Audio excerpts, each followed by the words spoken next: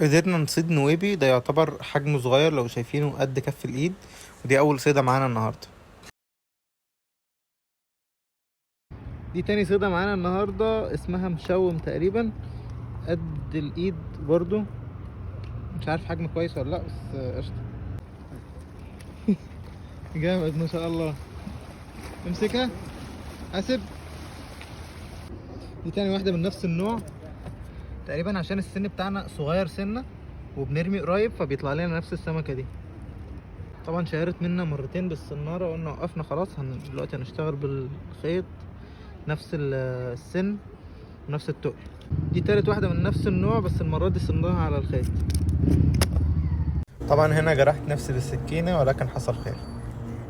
ودي رابع واحدة من نفس النوع، طبعا حجم اصغر شوية. ده السمك اللي انا اصطادته النهاردة، 5 سمكات، 4 مشوم و1 نويبي.